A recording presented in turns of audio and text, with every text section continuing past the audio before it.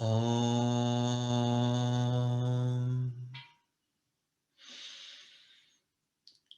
Om.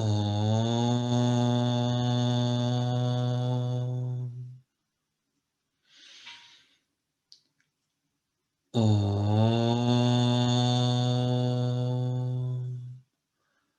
Om Sahana Vavatu Sahano Bhunatu Sahaviryam Karavavahai Tejasvinavadhitamastu ma vidvishavahai. Om Shanti Shanti Shanti. Samasta Janakaryane Niratam Karunamayam Namami Chinmayam Devam Satgurum Brahma Vidvaram. And I'll hand it off to Namrata for a nice bhajan. Hari Om. Hari Om. Vanamali Radha Ramana Giridhari Govinda. Vanamali Radha Ramana Giridhari Govinda.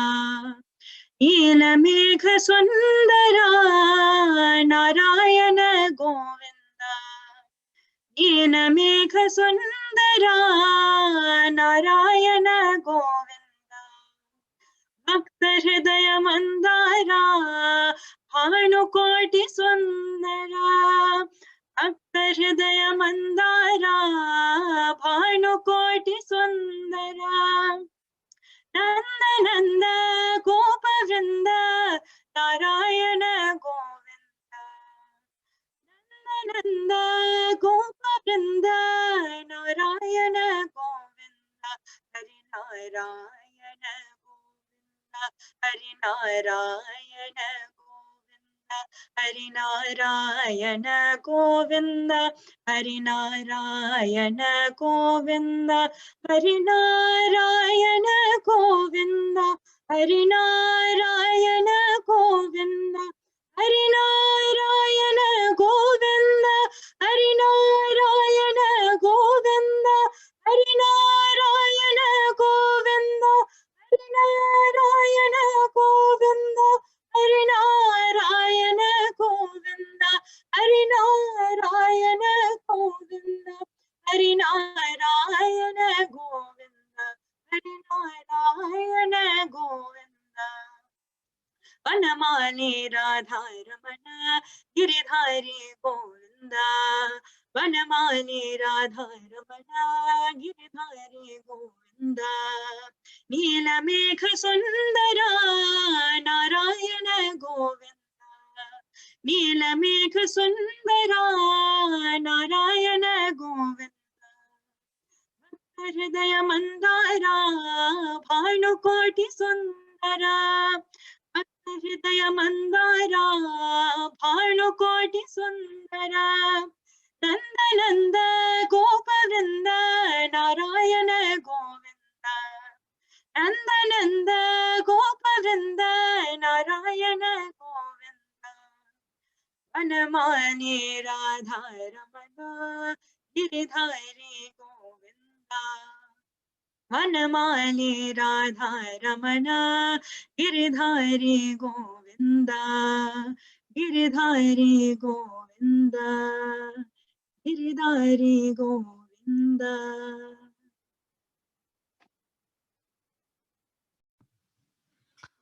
Thank you, Namrata.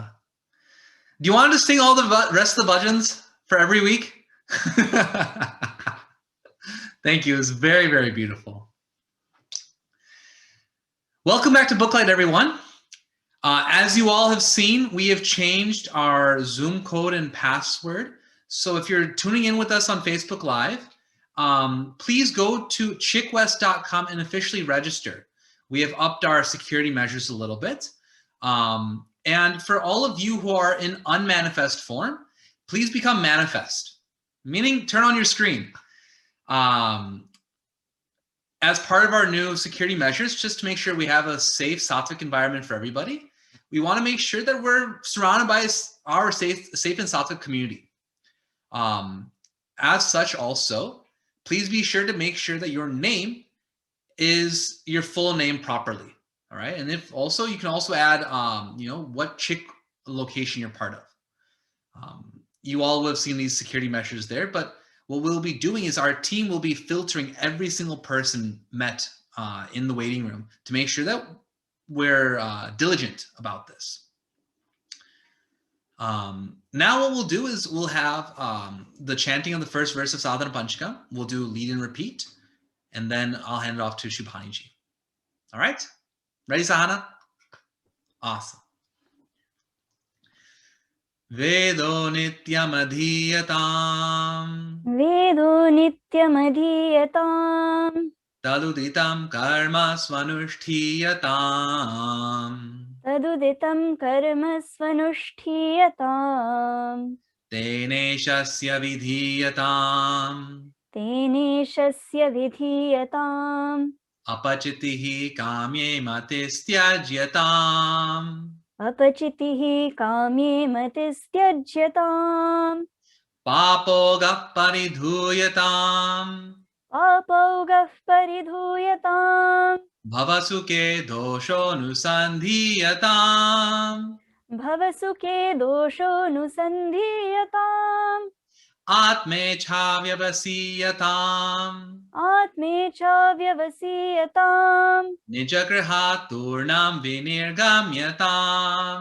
nijagraha turnam vinirgamyatam. All together. Vedo nityam adhiyatam taduditam karma svanushthiyatam teneshasya vidhiyatam apachiti kamye matistyajatam papogah paridhuyatam bhavasuke dosho nusandhiyatam atmecha vyavasiyatam nijagraha turnam vinirgamyatam. Hari Om. I'll pass it off now to Brahmachari Shubhani Chaitanya ji. Hari Om. Hari Om, Shubhani ji. Hari Om. Om Shri Chinmaya Satgurave Namaha. Vedo Nityam Adhiyatam. Study the Vedas daily. Vedo Nityam Adhiyatam Taduditam Karma Swanushthiyatam. And those karmas which were indicated there in the Vedas, Swanushthiyatam, perform them well, diligently. And how to perform them, that is what we will see today.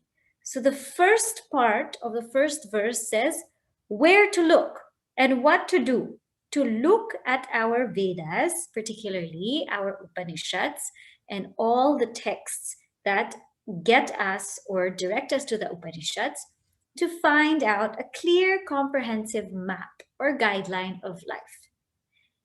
And when we look at it, what we find is karma. We find that the first portion of the Veda, the first part of everything, would always tell us perform action, because we cannot exist without performing action. We have to perform action, as what Bhagavan Krishna says in chapter 3. And he also says, not only do we have to perform action, but to be healthy, to have a healthy body, we have to perform action. So, therefore, perform our actions diligently. Now, in this third part, what we're going to see is how do we perform these actions? So this is the theme today. And the theme is work into worship. Because a Hindu doesn't work. We worship. Everything for us is worship. So these words, Tena ishasya vidhiyatam apachitihi. Tena means by those karmas.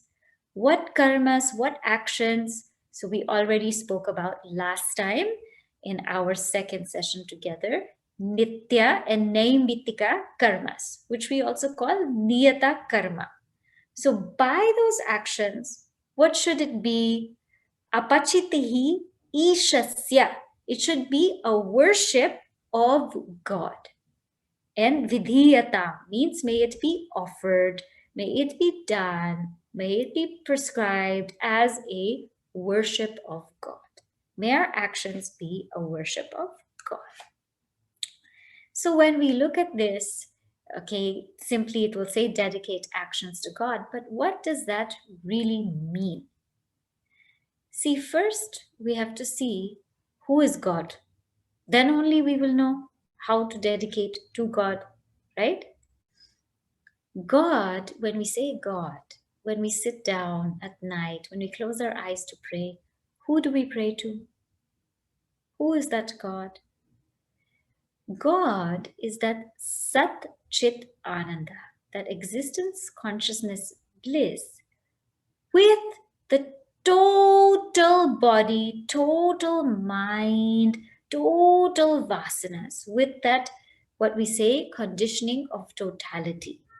That consciousness with the conditioning of totality is what we call God. So that consciousness conditioned with the total bodies. Imagine all of the bodies, in every single body that you can think of and cannot think of, be it an animal, be it an ant, be it our bodies, all of the gross bodies, the whole entire subtle body. Think of all the minds, of all the intellects, not just yours and mine, but even a plant has a sentience of a mind. Even a small animal has it. All of the minds put together, think about that. And all of the unmanifest put together, think about what that could be. How expansive, how limitless that could be.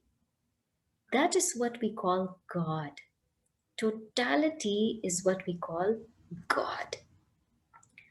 So when we say worship God, we mean totality, because totality is God. Sometimes people, it's very hard for people to grasp that God actually expresses as this totality, that every single thing we see, hear, smell, taste, experience is God. Swami Tapovan Maharaj Ji says everything that is God. Sometimes people have a difficult time because it's very subtle to grasp that God is actually this entire totality. This message becomes very clear in Bhagavad Gita chapter 10 and 11. We see one God expressing as many, and we see many in that one. So when we are not able to see this, what happens is we end up worshiping God as one image. We take one idol. We take what I tell the Balavihar kids as MPG, my personal God. We take an MPG, or what we call an Ishta Devata, and we worship that Ishta Devata. And we do little things for that Ishta Devata. We do puja, we do, japa, we do chinchanam. And we can also even do this thinking that God is totality. But in the beginning, many times we start with this thought that God is just this one form, this one name, this one ideal is my God, is who I worship. So sometimes people start with that idea that this is the Isha that I am worshipping. Slowly, that idea grows, and then the person becomes a little bit more aware, a little bit more alert that God is not just in this form. God is actually those that I see around me. Means if I cannot even be godly to those around me, then how can I worship God? And so to that person, performing duties to perfection, seeing God in our family, seeing God in the people near and dear to us. That is why it said the wife worships the husband as God, the husband worships the wife as God. And when they get married, they are Narayana and Lakshmi only. And we say, Matra Devo Bhava, Pitra Devo Bhava, isn't it? Worship mother as God, worship father as God. Because slowly, slowly from expanding to that, yes, this is this one God who's really, really dear to me. Now let me start to see God in the people around me. Let me start to see that godliness there. And then what happens is the person starts to expand a little bit and says, you know what? God is not only in those around or proximate to me, God is in my community. God is, it is manifest in my community. And we can see it, especially now. There are so many people who, there are high school kids staying up so late at night trying to get vaccine appointments for the elderly. There are people volunteering to drive elderly to their vaccine. There are retired workers coming back into the workforce to serve and to help. And when we see things like this, we say, gosh, that is God. That is really God. And so slowly we expand and see our community as God because it is so godly. And then we expand even more to see our entire country as God. How beautiful, how glorious, how magnificent it is. And when I say entire country, that all kinds of beings from all different backgrounds, from all cultures, because there's a beauty in every single thing. There's a beauty in every single one. And then slowly we begin to see God as the whole world. That every living, every non-living thing, every inanimate, animate object is actually God. And hence, in Hinduism, we say that first of all, it is Sanatana Dharma. And in Sanatana Dharma, we don't say that it is monotheistic. We don't say that there is only one God. We say that it is monist. That there is only God. Not that there's only one God. There is only God. Because everything is God. There is nothing that exists apart from God. That is called God.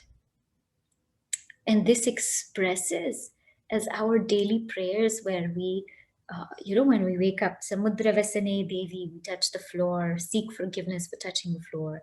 We do Gange Chayamune Devi, we invoke the waters of the Ganga into our shower. Every single thing, there is God. So when we say Tena Isha Apachitihi, the worship of God, we mean slowly expand to this as God. As I said, it might start from something very, very small, but eventually slowly expand to this as God. And that is why, Gurudev said, maximum happiness to maximum number of people, maximum number of times, because he meant we have to expand by that much. And the higher our expansion, the more we will grow. So, worshipping who? Worshipping this particular God who expresses in totality. Now, the question is, why should I worship God? What is it? Why should I worship God? See, the very nature of action is that it binds. Action binds us in the way that when we act, what happens is it leaves like a result, a phala, what we call karma phala. Whenever we act out of our own selfish motive, out of our own selfish desire, we get a result and we either experience that result. Either it's joy, either it's sorrow. And it builds an impression. It builds an impression, especially if we enjoy that act, to want to do it again and again and again. I ate something really, really nice, and therefore I want to experience it again and again and again. I went somewhere really nice, now in COVID, I was able to find a nice Airbnb. I'm just giving an example that I found one. And I went there and experienced nature. It was so nice. And, I want to experience again and again and again. So the idea is whenever we act, it gives, every karma gives a karma phala. And every karma phala leaves a semblance, an impression. That impression becomes a bhoga vasana. It makes me tick, makes me want to do things again and again and again. And so what happens is that this action, when I perform action this way, for my own personal likes and dislikes, it gets me bound deeper in this circle. And that is also what is meant in Bhagavad Gita chapter 3. Lord Krishna says, everybody has to perform karma, but what kind of karma? He says that karma for the sake of yajna. That karma means as a worship of God, that should be performed. Not the karma that's selfish, that will keep binding us. So this regular action, if you and I are just to do regular action, selfish action, we will get further bound in this samsara cycle. Not only that, but we get tired, even of fulfilling our duties, the daily duties, doing diligently. Sometimes we get tired also, we're exhausted, we don't want to do anymore, we've lost it. Sometimes that feeling comes. That feeling comes when we are just doing it as regular work. But when we do it as worship or karma yoga, that feeling doesn't come. Guruji gives a very nice example. When you and I drink a glass of milk, or we take a glass of milk, let's say we bought some unsweetened almond coconut milk. It doesn't taste like anything. To drink it is very difficult, but let's say we have to drink it because we need protein or we need whatever the doctor said, you need this, you need that. To drink that kind of thing is just very difficult. So, but we add little bit, whatever you add agave syrup, now they have so many things, honey, whatever you add, you make it a little bit sweeter. Then you can take that milk and you can drink it and enjoy it also, isn't it? You have to drink that milk, but you might as well enjoy it, put some flavor into it, and then drink it. That flavor is that karma yoga. Because that karma is like milk, it has to be done anyway. There's no escape from duty, we cannot escape.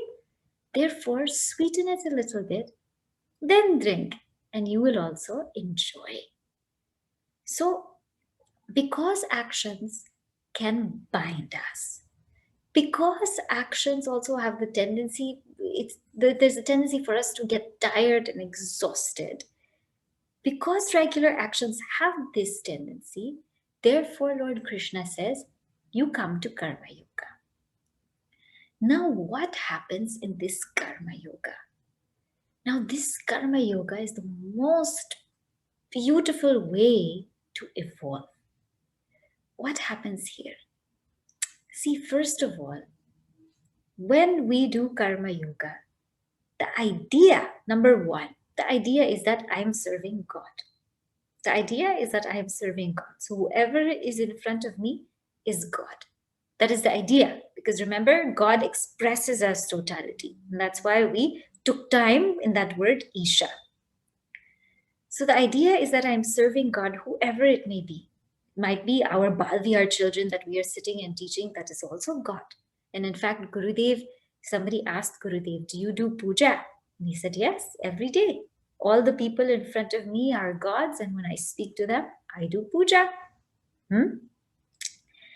So everybody in front of us is God. So the quality of our action becomes elevated. Because this thing in us comes that, hey, God is in front of me. God is in front of me right here, right now, and whatever I'm doing is a worship of God, then how must my action be? So the perfection in the action that comes, it's achieved. Our action becomes elevated. It is like, let's say you're in a college dorm. You keep a minimum sense of tidiness. Let's say everyone has lived in a college dorm, so we all know what it's like. We keep a minimum sense of tidiness. Things are okay. If the parents have to come one weekend, what happens? Oh my goodness, whole day, everybody's cleaning everything, cleaning this out. The fridge that has not been emptied in 3 weeks is emptied, sparkling clean. Your roommates are wondering what's going on. It is because the parents are coming, and therefore they have to come to a proper place, because Atithi Devo Bhava, which shows what? I have that capacity for perfection. I have it. But it is not brought out because I don't have an ideal in front of me. When that ideal is in front of me, that perfection is brought out. That is what Karma Yoga does. It brings an ideal right in front of you and says, listen, this is what you need to serve. This is God. And when I have that ideal in front of me, my quality of action increases. If you have dinner in your own home, it can be microwave in front of the TV, plastic spoon, plastic fork, paper plate, all that stuff, right? But if you were to invite somebody that you love to your home, how would it be? Huh? No plastic, no paper, no disposable, nothing like that. Fresh food right off the stove. Which means I have that capacity for perfection. I have it.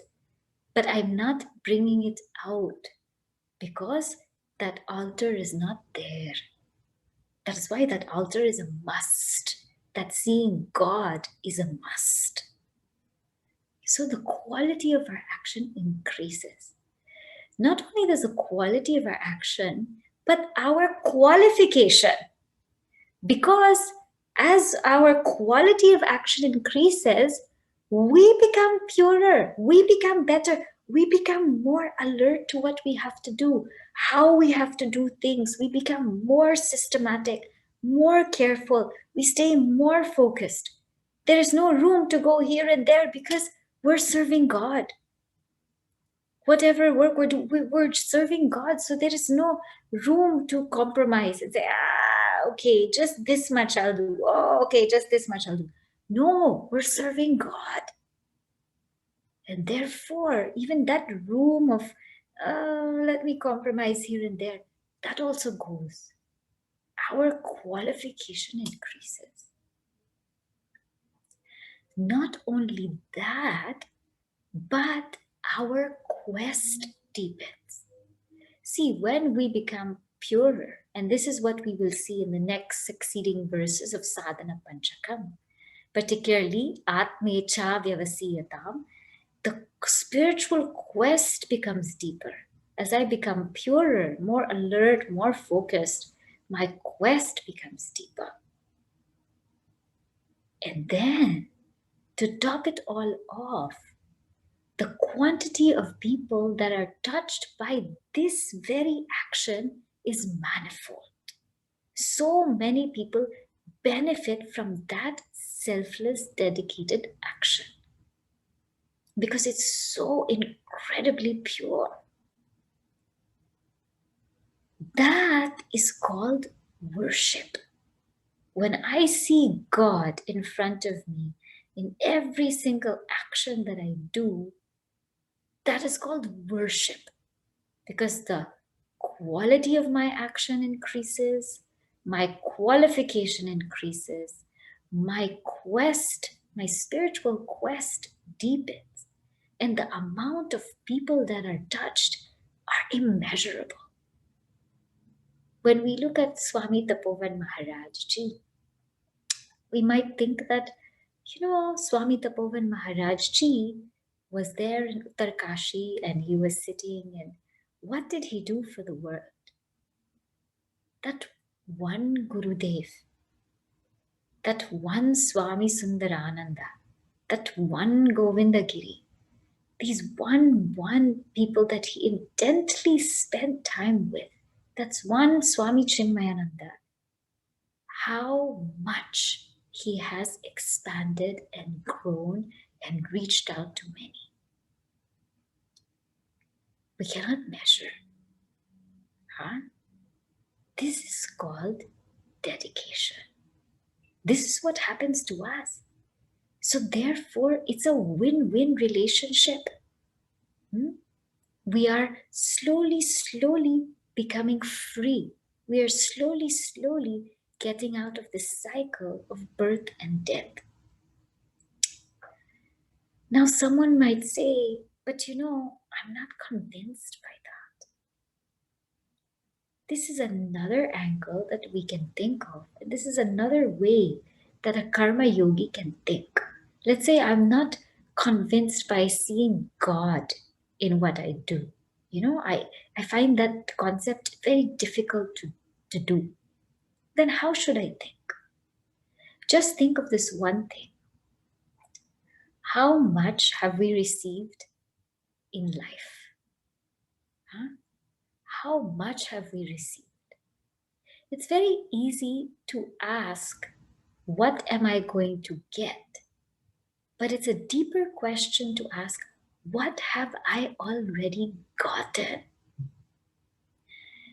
In our chapter 3 of Bhagavad Gita, one of my favorite things to reflect on is the Pancha Mahayajna. And this Pancha Mahayajna says that every day we are to offer 5 yajnas. They are Deva Yajna to the gods, Rishi Yajna to all of our rishis, Pitra Yajna to all of our ancestors, Nri Yajna to other people, and Bhuta Yajna to all of the beings. Every day we are to offer these 5 yajnas because the idea is we've spent so much of our lives actually receiving. We've spent so much of our lives receiving so much that now it's time to give. That feeling is called Karma Yoga. When I feel like from these 5, I have gotten so much that I cannot even ask, what will I get? Tell me, can we look into our parents' eyes and say, what have you given me? The very fact that they gave birth to us, that very fact that 1,000 times we must have fallen before we were able to walk, and that we weren't even able to eat on our own, drink on our own, go to the toilet on our own. We weren't able to do anything on our own. The fact that there were people who raised us to become independent, that's enough for us to give lifetimes. The fact that our rishis, Vedavyasji, Adi Shankaracharya, all of our rishis have compiled our scriptures, preserved it for us, so that right now you and I can actually access it. And this is not that they didn't have any, cloud and whatever they don't have Google Drive, cloud, and all of these things. They had palm leaves. The fact that they strove so hard for us, that's enough to give lifetimes. The fact that there were, especially now in these pandemic times, that there were people risking their lives, stepping in the front line for us, for our safety. The fact that every day Mother Earth sustains us with the sunlight, with oxygen, with so much warmth, energy. And the fact that God has always given us exactly what we need, has put us in exactly the perfect place for us to evolve and grow. That is enough for us to give lifetimes. So this question that why should I be selfless? Why should I give back to the community? Why should I worship God? That question doesn't come because one feels that they received so much. And in fact, then life is only about giving. That is the feeling of a karma yogi. Now, the first stage of this dedication is this: when we dedicate, as I said, our actions towards totality, towards God. And we have seen what happens when we do that, how much purity, the quality of our action increases, the quantity of people's lives touched, our quest deepens. We have seen that. And we have seen also that if I don't have that feeling of seeing God, that feeling of I've received so much, that also can help us expand even further. This is the first level of dedicating our action. In this level, an individual grows tremendously. Particularly, the higher the altar, the more expansive one becomes. That's why Puja Guruji says, an altar in your life alters your life. So the higher my altar, so let's say if my altar is just my family, only by that much I will expand. If my altar is my community, only by that much I will expand. But if my altar is the world, then by that much I will expand. And eventually one should reach that state, because remember, we are going towards Sarvatma Bhava. We are going to that Bhava feeling of Sarva, that I in fact am all. Now, so this is the first stage where I feel that I am physically dedicating. I am dedicating. The second stage is what? When dedication is happening through me. First stage, I am dedicating. Second stage is where, first stage is where we can say like I am a servant, dasa bhava. Second stage is where I am a karana, I am an instrument. Now this stage is a little bit deeper. In this stage, see, in the stage 1, when I'm dedicating, there is still some kind of individuality. There is still some kind of, I want to dedicate this to you, Bhagavan, or I'm dedicating this to you, Bhagavan, or this is what I would like to do for you. In the second stage, there is no such thing as this is what I would like. The likes and dislikes get reduced very much. And that is what happens in Karma Yoga. That we tell Bhagavan, you do with us whatever you like. You do with us whatever you like. I have no personal likes. I have no personal dislikes, because I have come to the conclusion, God, that you know what's best for me. And you will do whatever it is that will see my evolution in this path. And therefore, you do what you want.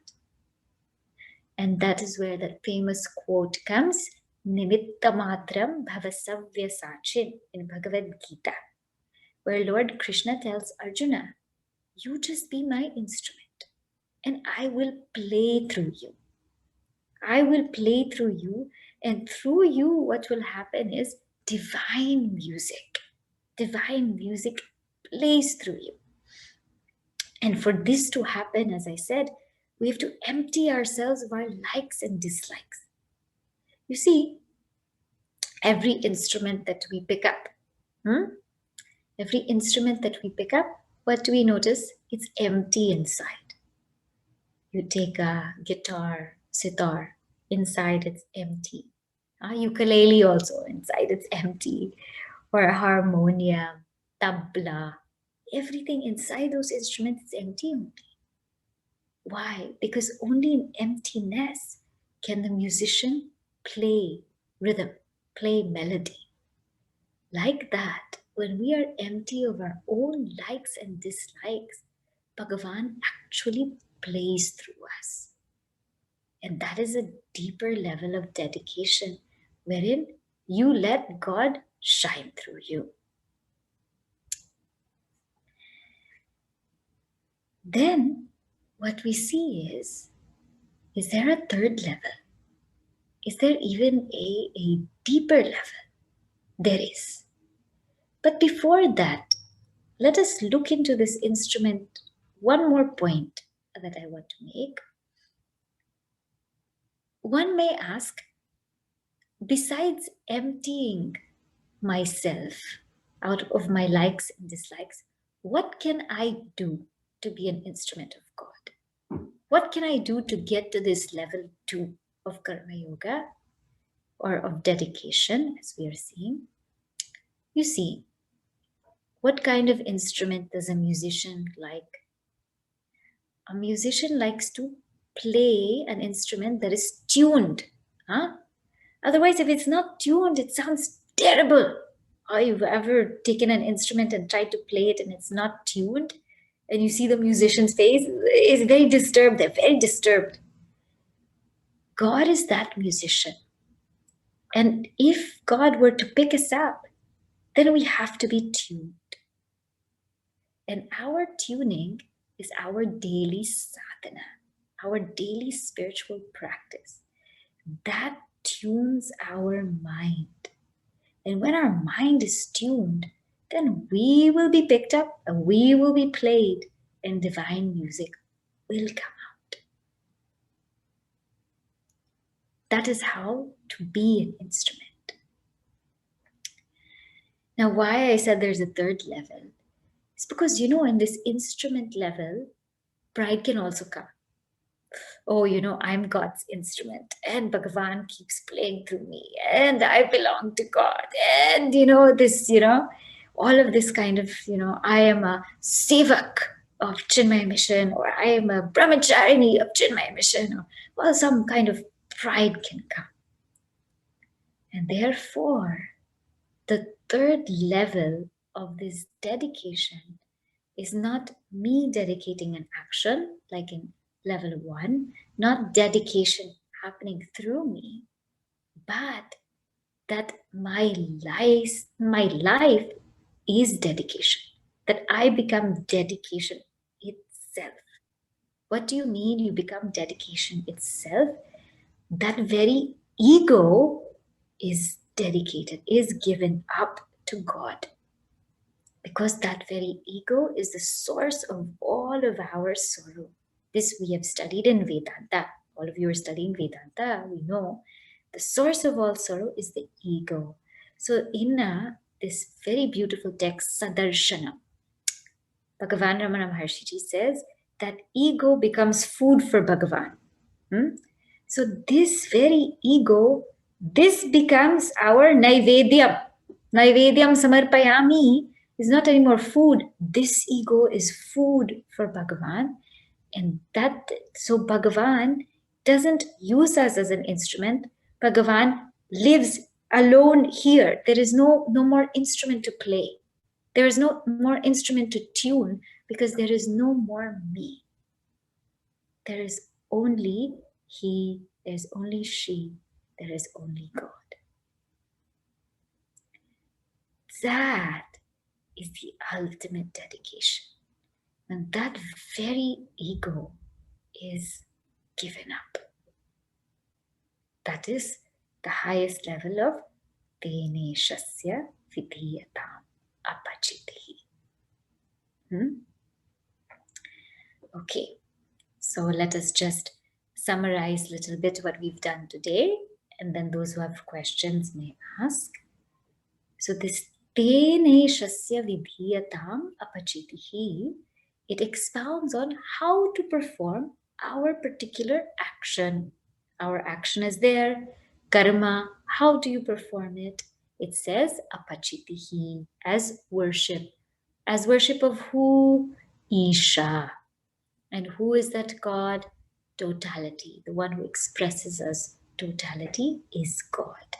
And when I'm able to dedicate towards that God, what happens is I become purified.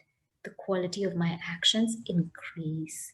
The quest becomes deeper. The quantity of the people touched are innumerable. So I truly evolve when I perform action in this way. It is for my benefit only, Bhagavan is saying. We actually say we do it to please God, please God. Bhagavan doesn't need to be pleased. He's already pleased with himself.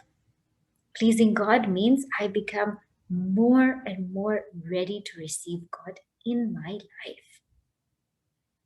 And so that is the first step. And if I'm not feeling that, then think about how much we've received from society.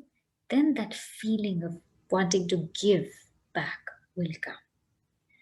The second level of dedication, as I said, is to be an instrument. That dedication is happening through you and me. And Bhagavan is just playing us, playing that instrument. And to do that, we have to be empty of our own personal likes and dislikes and tune ourselves appropriately. And the third one is when that very, very ego is no more and dedication just is. God just lives here. There is no more instrument to tune because God is everything.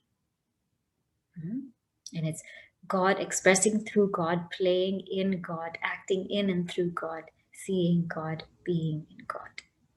That is all. Okay, so we will stop here. Now, if you have any questions, you can send. And if I know the answer, I will answer. Otherwise, I'm sure God will find some way to answer.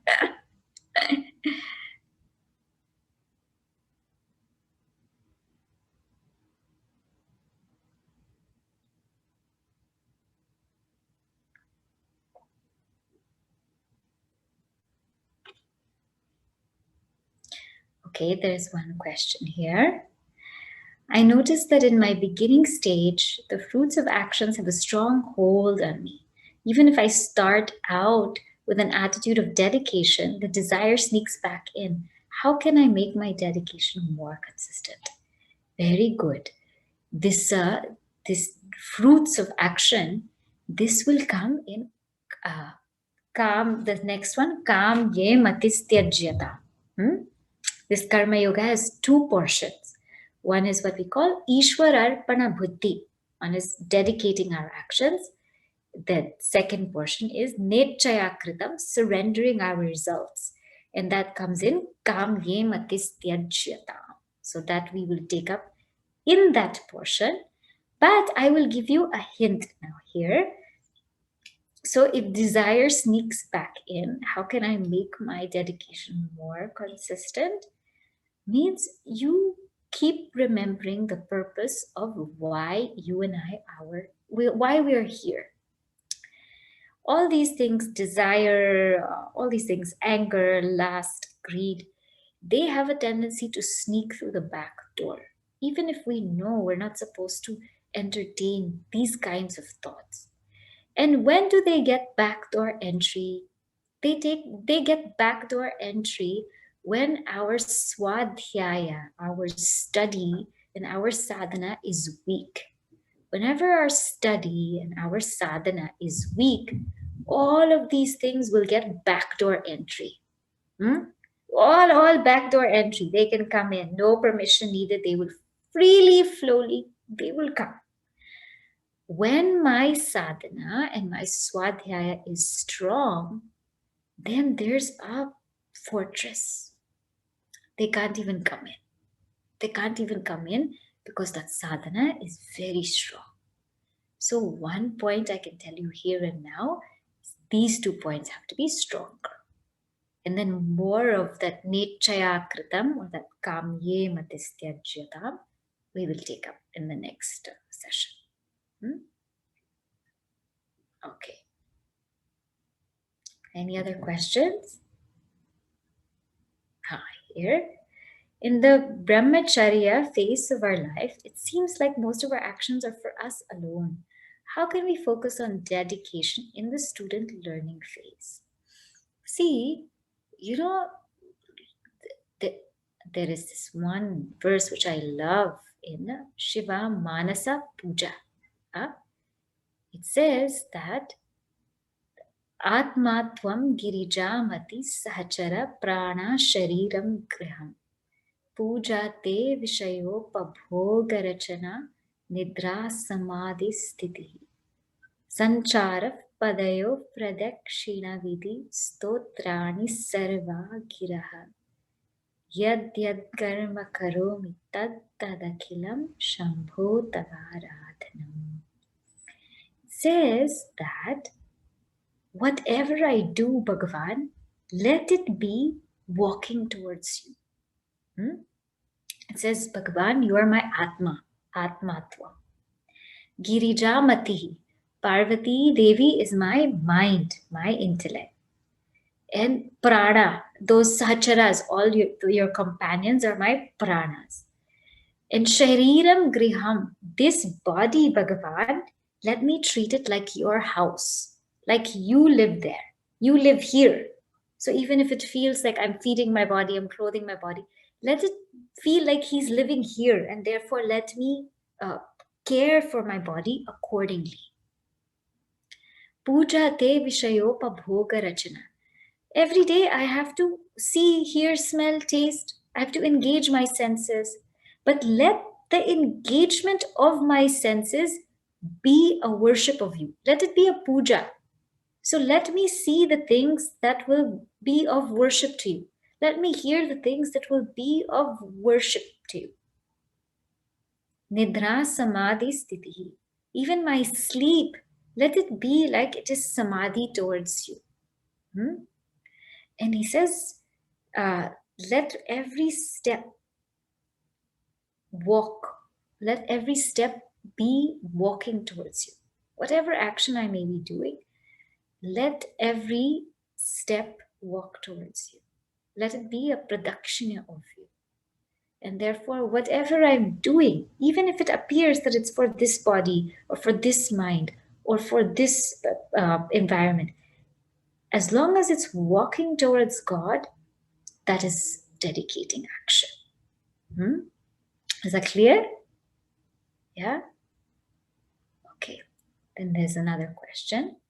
I find myself often thinking about myself only when engaging in dedication. How can we learn to be more selfless when performing dedication? You see, our thoughts have to slowly become more about the vision. We have to leave ourselves. We have to leave, it has to switch from I, me, mine to the vision. What can help this is I must put myself in a higher altar. I must put myself in a place where I am working on or serving in a huge project. I will give you an example, which I am going to solicit your help for, eBal VR Summer Camp. When I put myself in that, when I put myself in a project that involves so many people in so many places, I won't even be able to think of myself. It is very difficult for me to think of myself. I remember in our Yuvavir days, we were in Chennai, and Swamiji would give us one project after the other project after the other project. I didn't even know who I was after I didn't even look in the mirror at some point in time. I didn't even know what I ate, what time I slept. I didn't know any of that. All I knew is that Swamiji gave this project, we have to do it. And then wake up and then we have to do it. And that, at that time I was like, why is he making us work so much? But when I look back, I realized that he was making us worship so much. Worship so much that we forgot ourselves, that we could only think of others. And that is a very valuable thing that he had given to us, which I always treasure.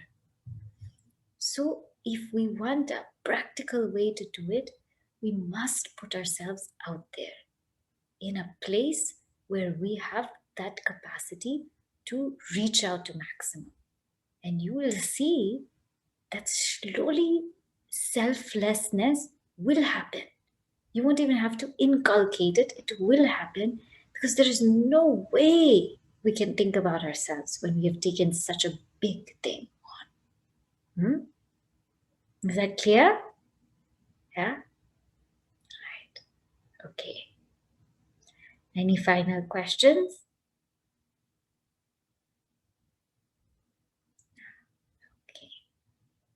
Okay. So I would just like to make 2 announcements, if it's okay. One, today is Women's Day, right? So happy Women's Day to everybody. And as you know, Chinmaya Mission is doing this She-inspired talk series. So I don't know if you're all aware about it, but I will just share it with you in my screen here. Okay. 1 minute. Here. Okay. I think it will only stay for a minute. So here we go. Just the first one. Yeah. So March 12 to 15 on Chinmaya channel YouTube, there will be talks from Swaminis and Brahmacharinis. So please attend. And it's not only for women, but it's she-inspired. Means there's different topics that they all take. So please watch that. The next point that I want to make is that we have our E-Bal Vihar summer camp. So I will also just share that with you here. Here we go. Our E-Bal Vihar summer camp this year is on Tulsi Ramayana. And we're very excited. It's from June 14 to July 30th. It's 7 weeks. And of course, we will need your help. So I will give Vaibhav the information. Those who want to help and can help, please contact Brahmachari Hari, and he will place you in a post where you can help. And this will be a wonderful, wonderful way for all of us to evolve. So I hope that all of you can be part of this. Okay, all right. Over to you, Amarji. One question, Shubhani ji. Say I want to help out for the camp. Do I have to help out every single day? So there are different categories. There's one who can help out every single day. Then there is one who can, even if you can do part-time, let's say you can do once or twice a week, that is also helpful. And if you can't do that, at least there's some planning and prepping work to be done. At least that also you can maybe help out with. So when you contact Hariji and you let him know your availability, he can place you accordingly. But it will be very nice if you can. And it's from 11 to 1 Eastern, 10 to 12 Central, etc. So those who are working, even if you can take that half an hour out of the day, that will be really helpful. Totally. In the email, we'll also include Hariji's contact information, so that way you can also have it if you're not familiar with Hariji. Yeah. It's a really nice. Sorry? Yeah, Amarji is with us this year. Amarji is also teaching, so I am very excited that he will be teaching. So yes, Amarji, go ahead, please. And part of my also psychology, right, of taking this up, this seva, if you're on the border, I'm not sure if I can make that type of time commitment and all of that. It is a really nice opportunity to anchor yourself around your sadhana. You take up this type of commitment, and you'll be performing some seva as a sadhana, right? Working as your worship. And if you can center every single day around this seva, this time is fixed. I have nothing else to do, you'll see that the performance of your other work will also come together really nicely. All right? So it serves, you will serve, Chinmaya Mission nationally also. So if you have the opportunity, if you have the little bit of flexibility, definitely sign up. That's it from our end. Now it's time for that special period where we get 3 new volunteers to take on this topic, not next week, but the week after. So far we've had Soumya, Domya, Hemant, Divya, Mira, and Shrikant. All right? So special, I get to remember your names. So who wants to join this wonderful wall? Can I get 3 volunteers signing up to take on this topic in 2 weeks? Sahana? That's 1.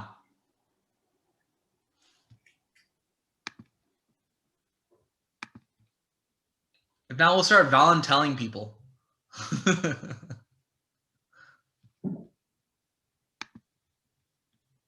Anyone else?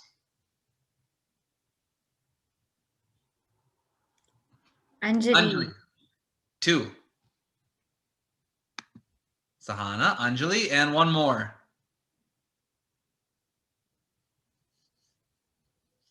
All right, I'm going to do a going once, going twice type of action. Then I'm just going to pick the first person I see on my screen. Aparna. Okay. You're all saved.